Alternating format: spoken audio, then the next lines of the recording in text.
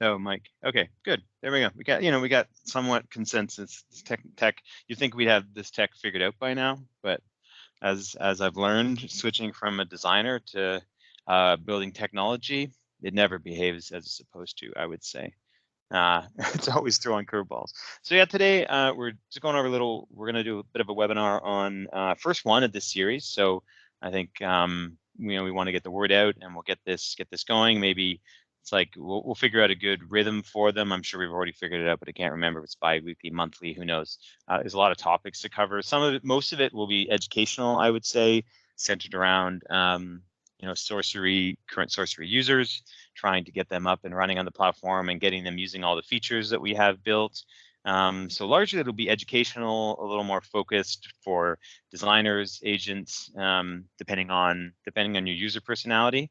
Everybody has kind of a different need. So, but the first one I think that we wanted to get out there was a presentation I did actually. I did it once in Calgary at a specifier show. And I thought it was kind of an interesting take. It's really about kind of the foundation of why essentially I left 20 year plus year career in design and moved over to building a software company with my co-founders. Was kind of this realization that happened during the pandemic.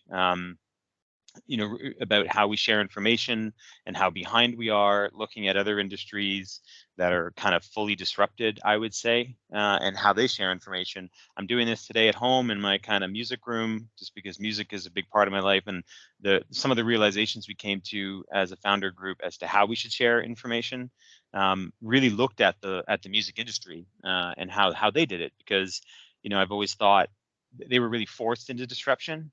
So when we look at other industries, they typically follow a similar path as to how information is distributed. Like I love this idea. And this is in our industry, we still use a lot of catalogs and which is great. I love the tactile, I guess, nature of a catalog. Certainly, you can see behind me. I love the kind of tactile nature of like physical media, but what's kind of missing in our industry is that guaranteed every single album in the other wall is kind of full of them.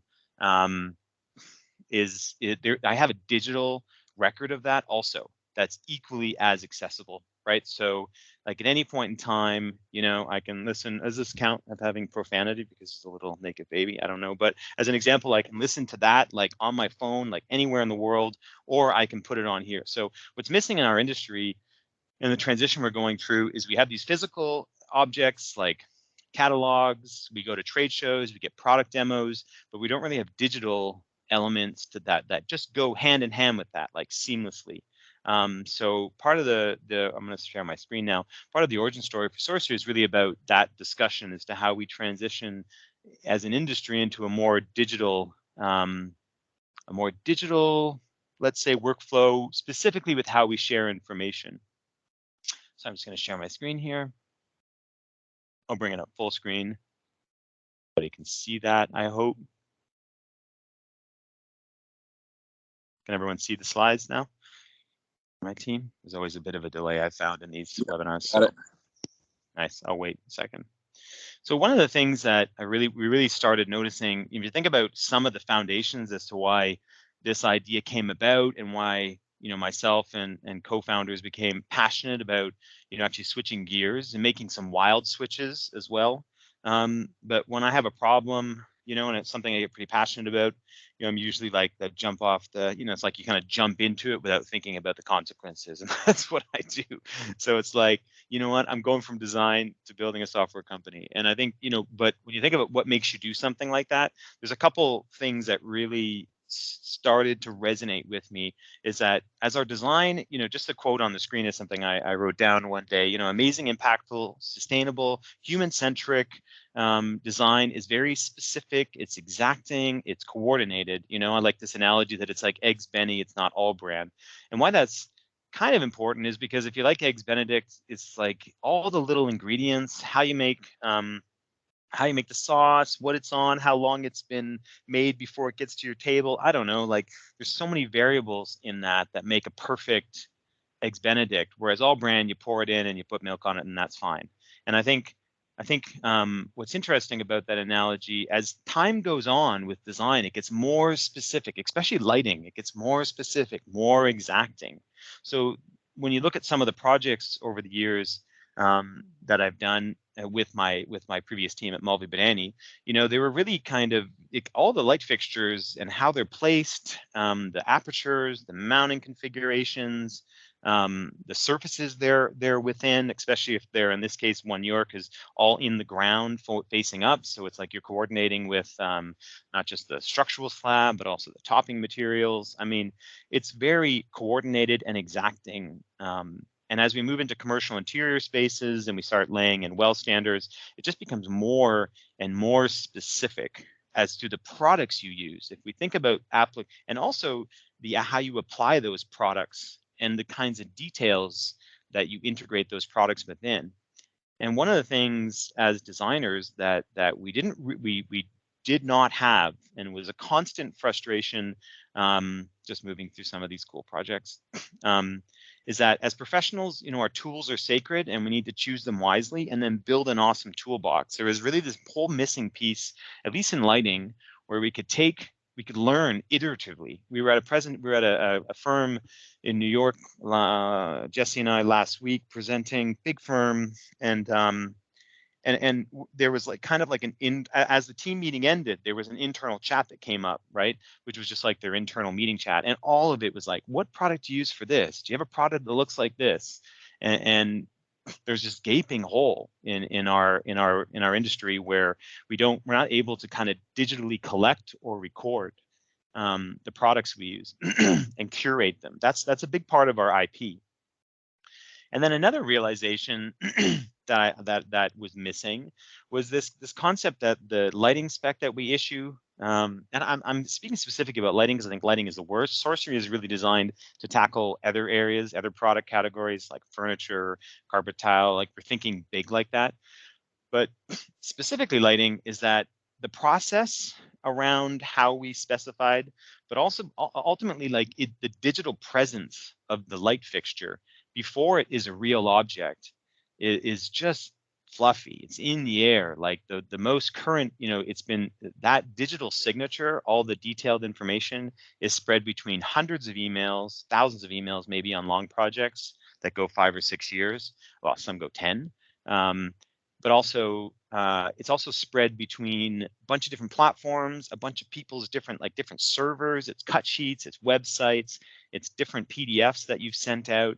And typically the most truthful version, digital version of that product to anyone, the 25, 30 stakeholders in a project, the most truthful version is the one they have quickest access to.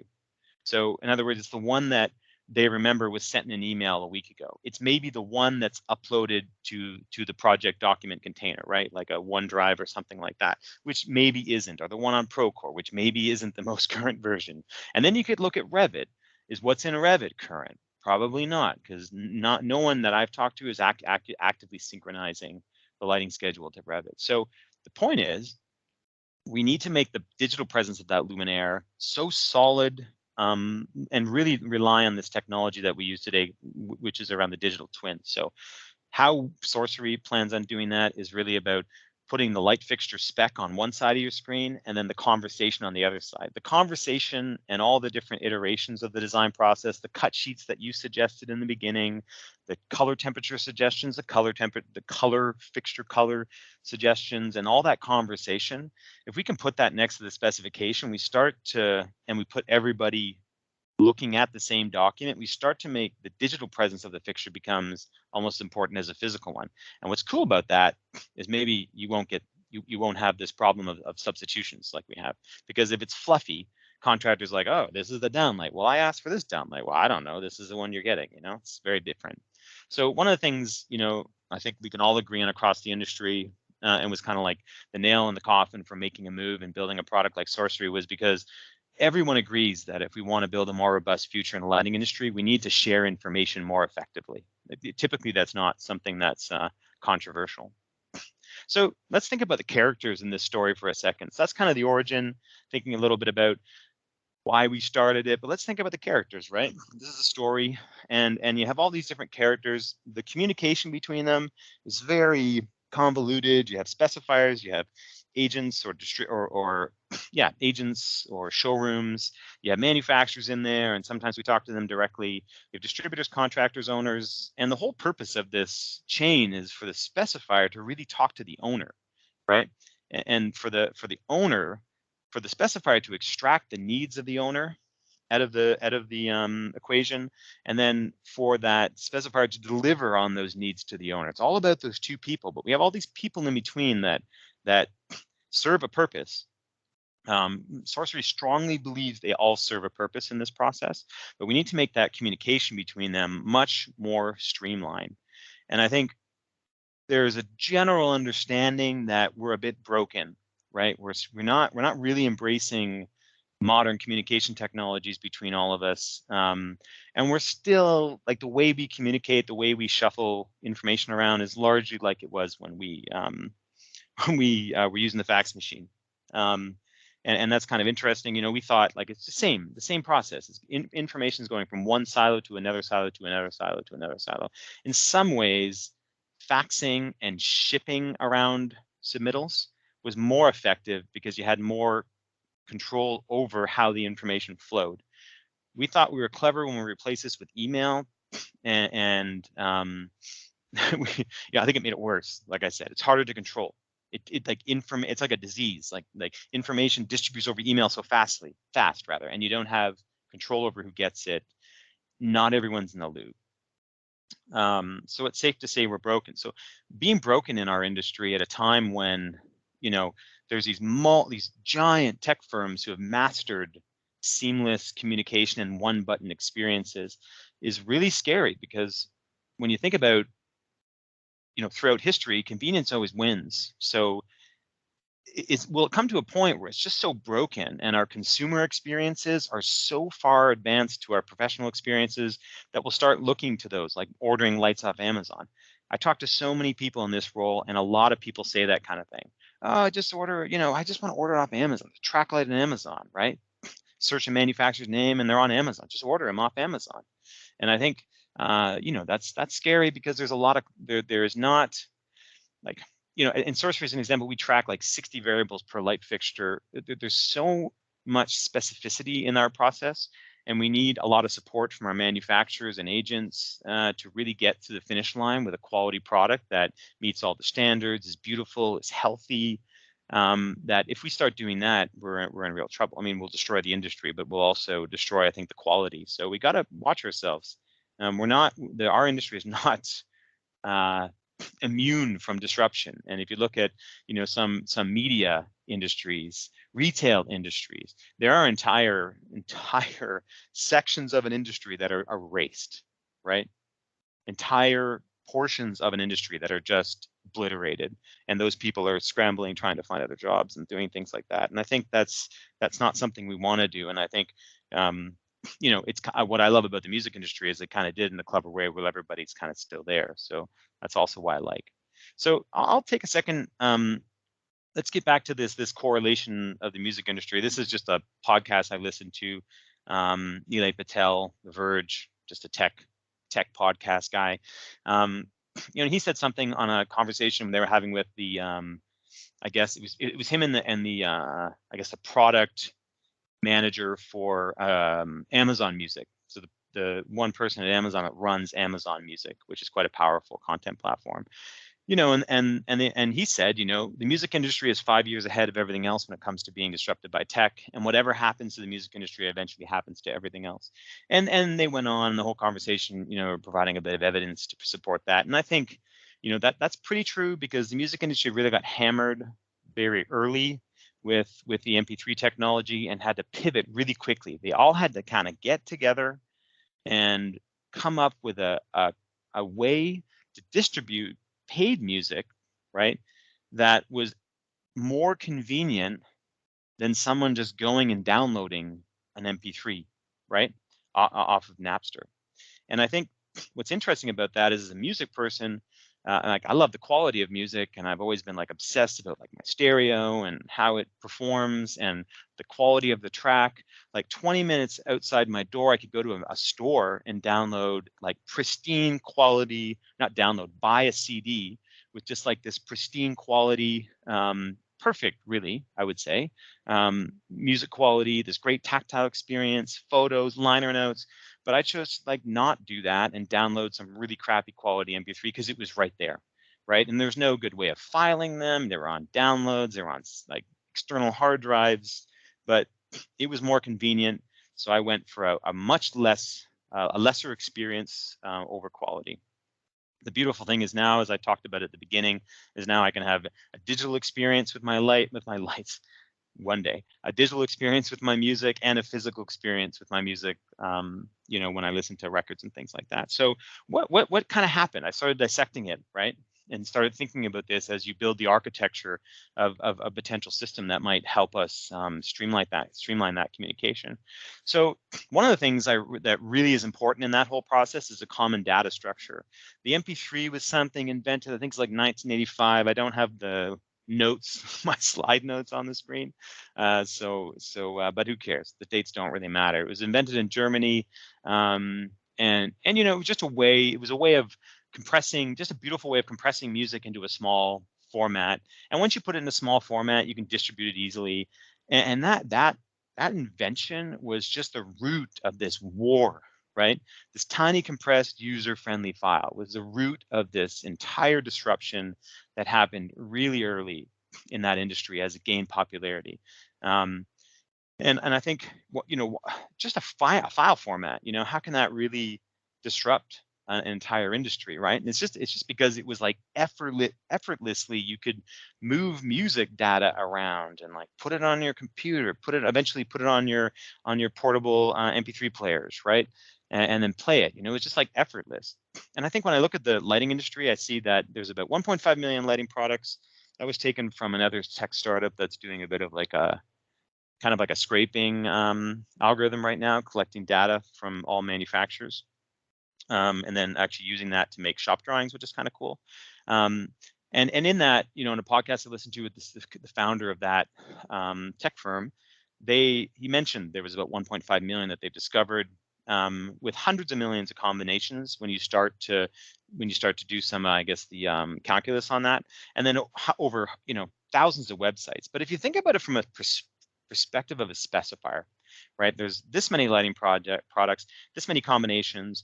Typically, a specifier has to visit hundreds of websites right now, and understand hundreds of websites to get their data. And then they deal with probably maybe a dozen agents with 50 lines each, right? And this information is all in different formats, right? You're a lot of the time you're kind of dragging information back and forth in a way that is manual, like Excel on one screen, website on the other, PDF on one screen, Excel on the other, right? Certainly, like you're not importing that fixture data right into Revit or something. Like we need this like drag and drop. So a file format is really, or some sort of data structure that's common in industry, is something that really interests me. And part of the Sorcery project is experimenting with that a little bit, because we have a certain amount of variables of data right now, like I said, 60 something. And what do you call those? And which ones are relevant, which ones do people use, is something that we talk about a lot. Jesse and I go down wormholes, and it's easy to go down a wormhole with a lighting geek. So the MP3, again, like 1985, kind of a German, it was like an educational institution, I think, that came up with this format. But why it was cool and why it changed the world is had a standard data set in a standard format, easy to manage, easy to store, easy to share. You can like email a song, right? And easy to integrate. The codec is easy to decode on any device, so anything can play it, right? So let's take a second, if you're not a lighting geek, then I won't get too deep into the weeds here. But in like 1986, like a year later, our industry came up with the IS file, which is a photometric file standard. So we've kind of done it before, right? So it's standard data in a standard set format. It's easy to manage and store. It's easy to share. It's easy to integrate. Any calculation software out there can import it. I can download an IES file, drag and drop it into any calculation software, right? And there's also Lumidat, and there's another format that's a little less known that I can't even remember right now. But IES and Lumidat are the main, but IES is probably the most common. So yeah, thinking about that, and you know, also there's 800, I think 855 angles, angles of that it records data at. So looking at the light fixture, like the sensor, and when it's doing the photometrics, it travels around it and records intensity at 855 different angles. So it's not like it's not complex data, but we standardize it. So I think, like, just thinking in the future, again, we've standardized it in Sourcery, but it's not official really. But, you know, I think there could be like a PRD file that you could download, and, like, you know, there'll be other platforms like Sourcery and you could download it and import it into Revit, into this, into that, right? And it would have all the right data with it. It'd be standard data format, easy to manage, easy to share, easy to integrate. I love this concept. So step 2, if you guys have questions, just throw them in the chat and we'll get to them at the end. Step 2 is, I guess, having some sort of pipeline that this all goes in, right? Some platform that this all goes in. Because if you think about it now, again, the music analogy, you know, I discover a song I like, right? Whether it's an album I buy and I listen to a song, and I can just like search for it digitally, take a digital version of that and put it somewhere. I can share, and I can share that with people. I can share and discover. I can consume. I hit play, right, on that, right in the same platform, and then I can listen to it, and it comes out of my speakers. Like, there's a lot of complexity that is in that. Like, you know, so in lighting, it'd be like share and discover on a platform, consume, so take it, put it into a collection of your favorite downlights or your favorite track lights, right, and then also move it into a lighting schedule that's synchronized to BIM. That's consumption. And then listen and learning is giving some of that data back to the manufacturers, so that some of it, not user specific data, so that manufacturers understand what products are being used and which ones are popular, which ones are coming down the pipeline. So maybe they can also prepare their manufacturing, they can order the appropriate components to service that need. And that's really how you imagine Amazon knows how you're going to order something ahead of time. And I think when you do that, you're going to see lead times go way down on products, and you're going to see just a one button experience if you can kind of create that.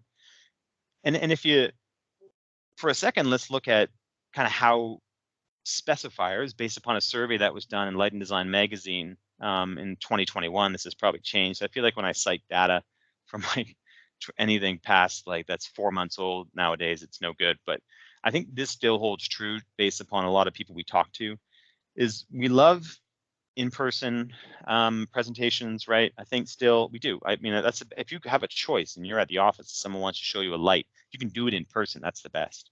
Rep trade shows are becoming more popular, like localized trade shows. Who knows what that is. Webinars, people still like, but who knows? I don't know if people are tired of that right now. And email is 1%. Really, no one likes getting product information by email. And there was another little segment there, which was dinner and drinks. I think that's pretty funny. So if you're taking a specifier out for dinner and drinks, like, don't rip a pot light out and start showing it. I have had that happen before at an event where at like 1:30 in the morning, all throughout the night, we're drinking and partying, and this salesperson kept taking us over to a table and like pulling a light fixture out of underneath it and showing it to us. And it was like horribly inappropriate. Yeah, never respect that light fixture. So one of the things that's interesting is how we send new product information is completely opposite in largely, right? And this is based upon my experience, as well as others I've asked, as well as just, you know, it's fact. You can see these are the only ways people can reach out. So we send product information in ways that doesn't really align with how specifiers like to receive it. And when there's such a misalignment, that tells me there's like there's a tool missing, right? Typically when you see that much misalignment. And the other thing about in person that gets difficult is that we're in person, but we're not always at the office. So in-person demos are effective, but it's not effective at getting the information out to everyone, right? And if you couple the fact that in-person demos, there's not a lot of printed media, companies don't have ways of managing, they don't even have catalog libraries anymore. When you give an in-person demo, you really have nothing to give someone at the end that they can take possession of, that's meaningful, that they can distribute. So if you have less people in those demos, you're getting less reach with those demos. It's important to have some other element, I would say. So what we're kind of seeing here is this concept where we're seeing the rise of a platform, and I'll talk about what that is, and really like the death of things like websites for digital. And why that's happening is because websites are just they're not filling needs, like as an example, providing specifiers, a way of taking digital information away from a lunch and learn, taking digital information away from a trade show, right? Or even taking digital information off a website and taking possession of it in some way. Just 1 second. Like I mentioned before, the example of the records that were behind me, what's like, those are, physical media, but I have digital media that's equally as accessible and right at my fingertips. So when you think about more disrupted industries, think about consumer purchasing. Obviously, you can see that there's a big trend away from websites. Brand and retailer websites are very low. And again, these stats, I think, are 2020. I was trying to find more recent ones. After I did this, I thought I should have just like fact checked all this on ChatGPT or something after and got more detailed information because there's resources like that, which is a whole other conversation. But if you start looking, Amazon is obvious. I don't think this surprises anyone. And a lot of the search engine results probably point back to Amazon as well. So, or other platforms like it, like Shopify, as an example, and other platforms that have a ton of products on it. Websites are so small, and music is like, again, this was a really tough stat to hunt down. So it was largely a, let's call it, educated guess based upon a lot of reading, because it's really difficult, because no one even makes this comparison, because when it comes to consuming music, absolutely no one goes to their artist's website to consume music, right? You don't even go there probably. It's really just like, you think about the use cases to go to a musician's website, it's really low. Merchandise, maybe, right? But you can find that on any other platform as well.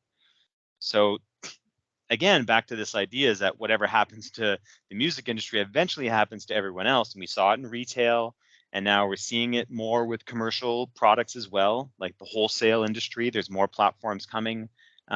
So I think we got to start thinking about that as industries, how we start investing in platforms as well as websites, because websites really only provide one-way engagement. So you consume whatever content the website delivers, right? You have no say over that. You might be able to curate the content on some websites. They have favorites you can build, but then like, it's still like you're going to build favorites and collections on every one of your manufacturer's websites. It's very one way, where platforms offer two-way engagement, where it's kind of like you're both equal, right? In a platform, you got your space, I got my space. You deliver content to me in a way like, these are our track heads. I'm like, okay, I like that. I'm going to take the track head out of that collection that has all the accessory and media options. I'm going to put that in my own little collection, my own space, in my art lighting collection, right? It's way more transactional. You're both equal players in that transaction. So that's what's, that's kind of the big benefit of it. And one of the things that Sorcerer's trying to do is be 100% open right now. So I mean, as an example, you don't have to, as a user, as a designer, you don't have to pick member products, like people that are on the platform, to add it to your collections. You can add anything to your collections. We have designers making collections of lighting details, right? So one of our solutions to this idea, while it's cart before the horse, you have to have everyone on before it's useful, is that we make it open. So it's easy to take information off websites and put it into the platform manually, but then never do it again, right? So on the supply side, it's increased engagement, right? You can curate, share products in creative ways, which is great. Better than websites are tough. It's very often, like, we just went to the Leducation trade show. It's not like, when you go to a big show, right? Light building, all these big shows. It's not like you go to the website of the manufacturer the week after and they've got like a landing page for the products they had at that show. or even a landing page for the new products, right?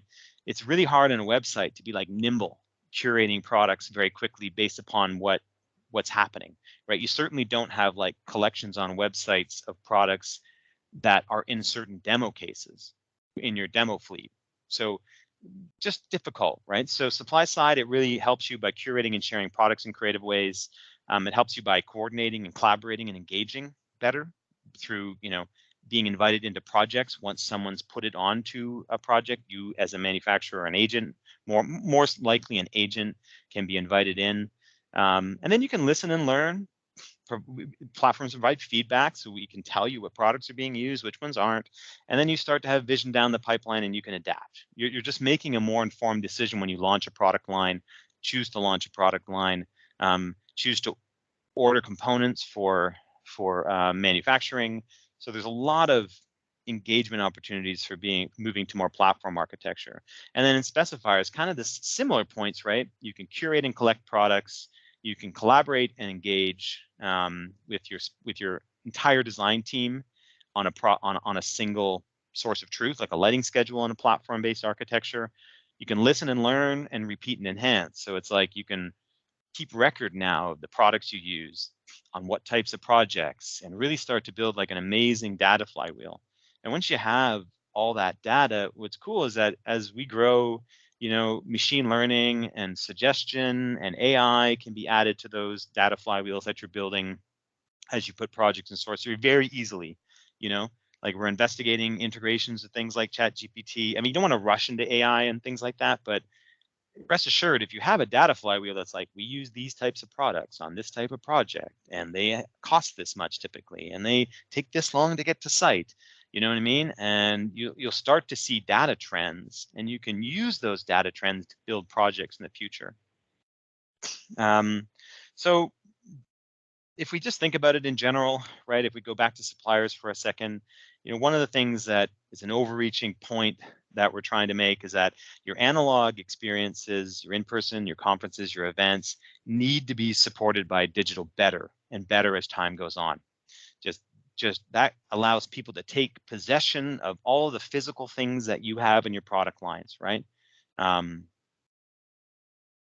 then just because platforms have been around for a while, there's a ton of research on engagement, and it definitely, platforms create an ecosystem that create more loyalty to brands in general, because we get something in return, right? That we're both on equal playing field. I take possession of your product. Now I have it, and if I have that product, I'm going to be more loyal to it. Versus if it's just some line item in a schedule on my server, or it's some PDF I've saved, maybe I've bookmarked it on the website. I don't know, but if I physically take possession of one of your products, I will be more loyal to it. So that kind of leads to the last one. One of the last points is really like, don't get your client's attention by launching new products. That's what we're doing a lot right now. I see a world, especially for specifiers, and I think they'd all love this, is if, manufacturers started to getting attention by deepening your connections with them, especially digitally, giving them more tools to better coordinate. And I, we was talking about this at a big show in New York, Education, last week. Like, if I were a manufacturer, like, what would the booth look like? Would it just have, 4 other variations on like linear product that just melts into your mind because there's so many products? Or would I build a booth around, things like sustainable manufacturing and what we're doing, how we're becoming easier to coordinate and becoming more efficient in our manufacturing process? Like, my booth would be nothing like any other booth there. It would be like, an exhibit to communicate how we're being sustainable and how we're moving to a more collaborative ecosystem that creates a more accurate, better shipping, better pricing. Maybe it'd be boring, but it'd be the only one like it. I'd do projection mapping and stuff. It'd be cool. It'd be music. There'd be a DJ, but it would be different, because I think people aren't getting it right now. The types of things you need to do to stay connected to your specifiers. So stay plugged in, right? Not by waving your hands, look over here. Get their attention by staying plugged into them, basically, right? Being like a millisecond away, having your products at their fingertips. You know, that's kind of how you want to do that. So the new way is really making sure you're creating more intimate digital relationships to reinforce your personal relationships, right? That's the music industry as a whole. You know, it's really the digital presence of your music. If you're a music nut, if music isn't a big part of your life, there's probably another analogy that you could make. But if you're a music person, you have like a whole digital world of your music and a whole physical. Maybe you don't even have the physical, but in my case, I have both, and they're both equal, and they both have the same amount of impact. You know, in other words, they're both as present in my life, I would say.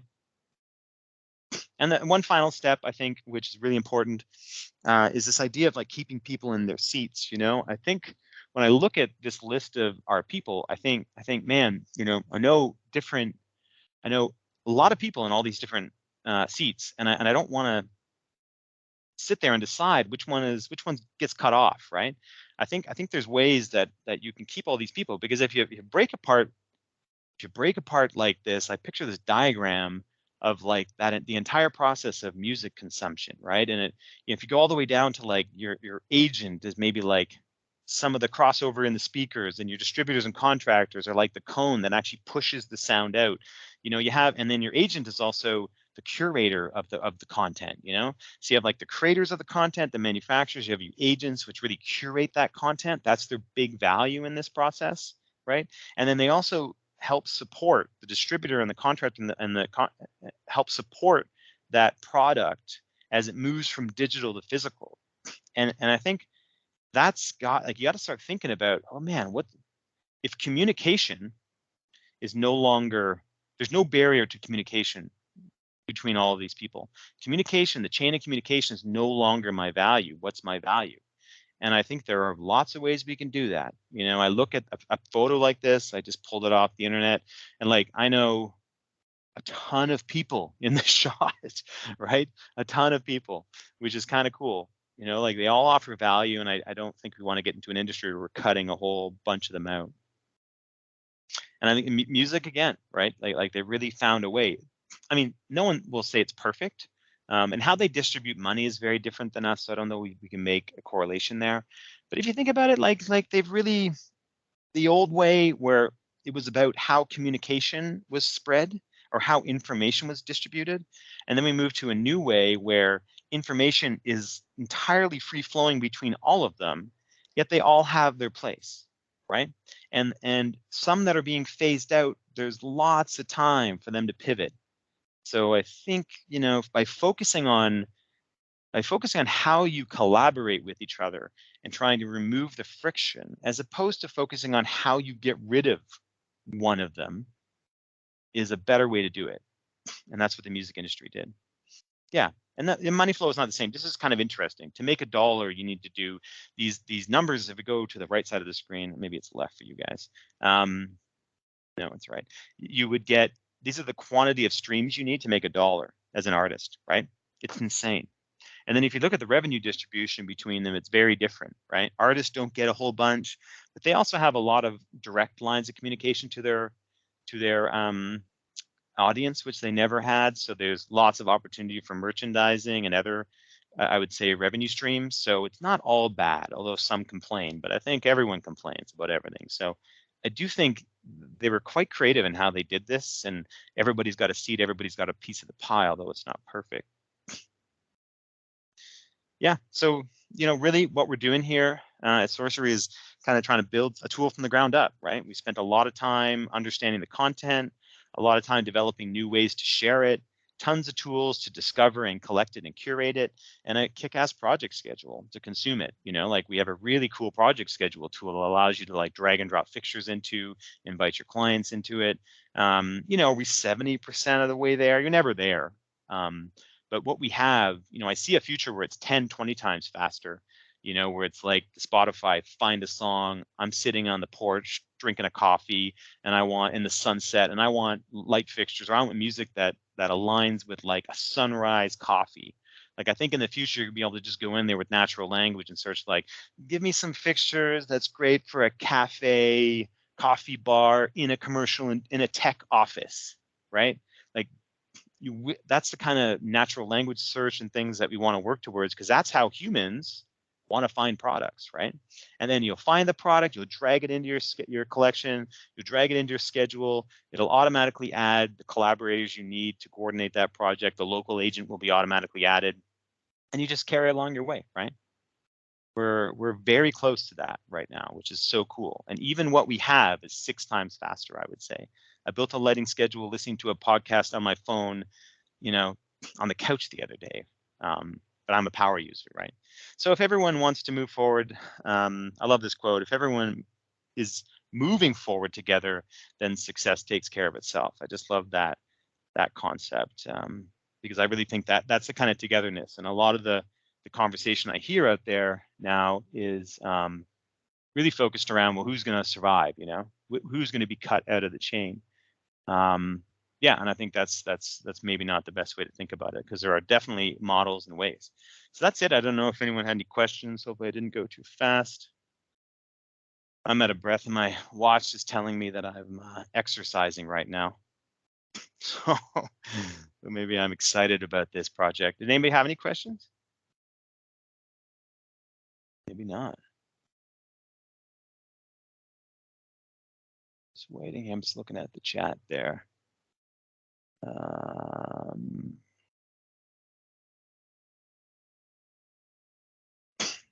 Oh yeah, can we see a sample of project schedule? Love that concept. Yeah, I mean, I got 10 if someone wants to. I don't know, like build it right now. I don't have good mouse action going on. But yeah, what the heck, if we got a few minutes left, I can kind of share the screen here and kind of show you around it.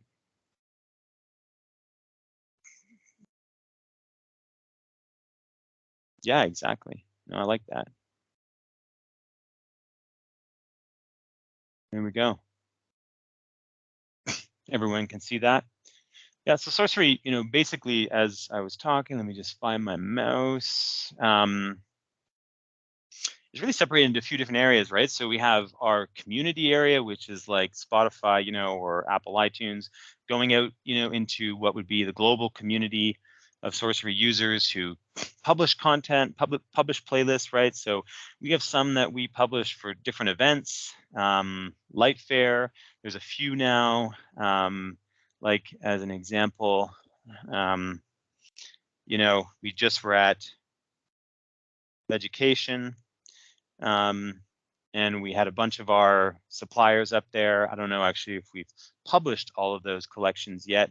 Yeah, so you can see as an example, this is like all the products that that were carried by our partner manufacturers at Leducation, but we also had kind of a cool collection we made that we were on the floor with, so these are actual, like some of these are actual just pictures from the floor, and we added products. So there's a bit of a mixture of kind of a content platform with manufacturers data that's been added by the manufacturer, as well as just data added by us, because I think it's important to discover products, even if it is discovering it from a photo you took on a trade floor. And these are great because as a specifier at a trade show, you can build these collections on the fly. We're making that easier all the time.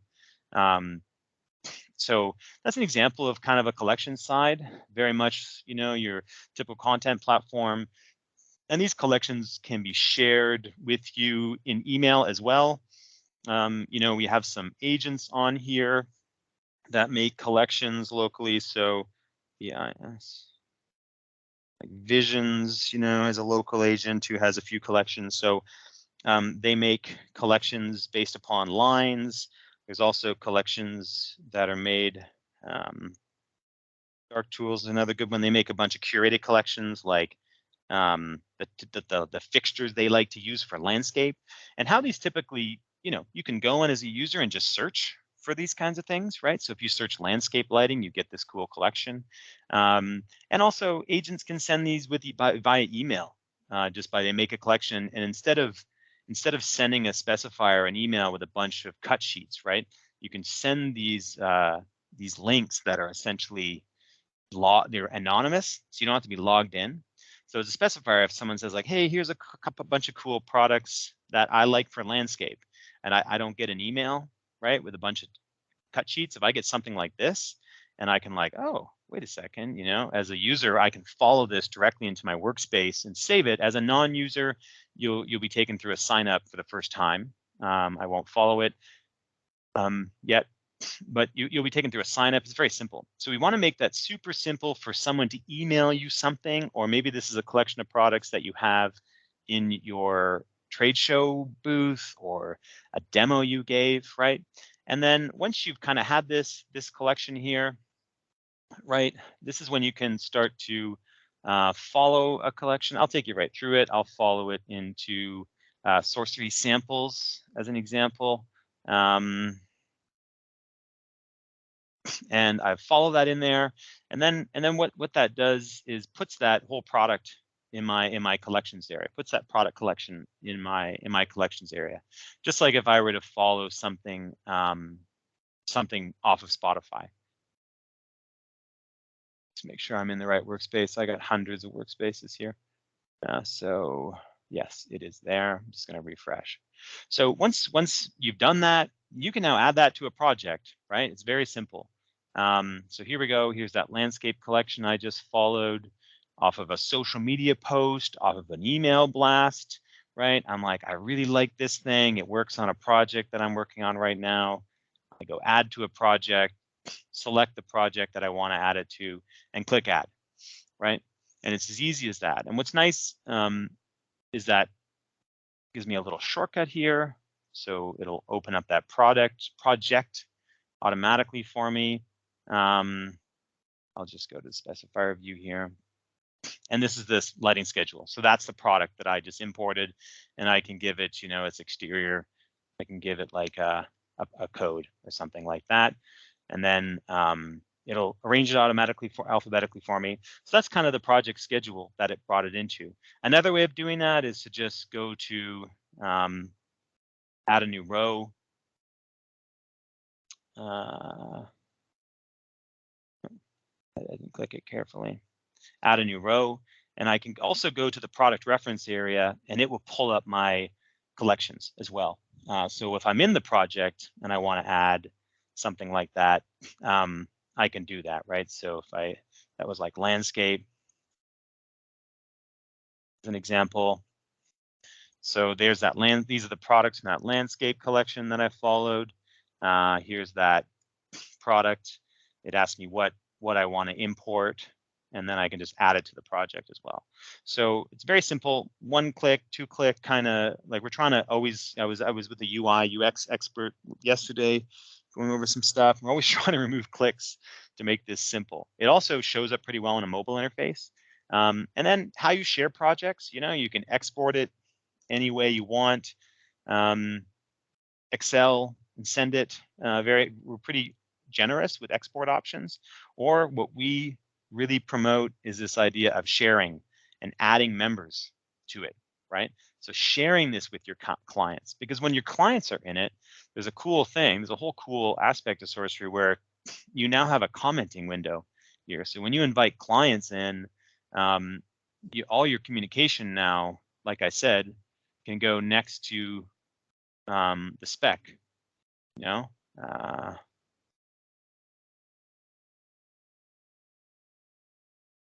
Right? I can suggest, you know, say to a designer, what about this? What color is it going to be? So if you invite your clients in to the schedule as opposed to sending it by PDF, they're now engaging with you in this chat. And when you invite them in, there are many rules you can provide. You can make it so that the person you invite in only sees one product in your schedule if you want to lock it down that much.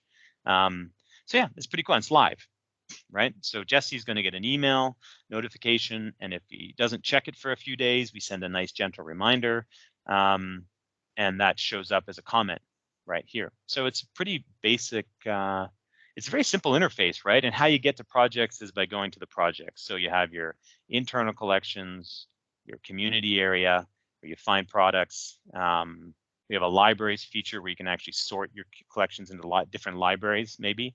And then you have your projects area where you can see all your projects. So the interface is pretty simple. And as a client, when you enter Sorcery, you know, you would enter Sorcery as a project invitee and only see the project you've been invited to. So the interface would be similar, but you're only going to see the projects that you've been added to. And with schedules, you can also send quick view links, which are cool. So again, these quick view links are links that you don't need to be logged in on. So anyone can view this. It comes up in kind of a nice, cool interface that's easy for a mobile phone to process. So instead of sending a PDF to someone, that's a static document that adds to pollution, I would say, adds to the pollution of misinformation, you can send links.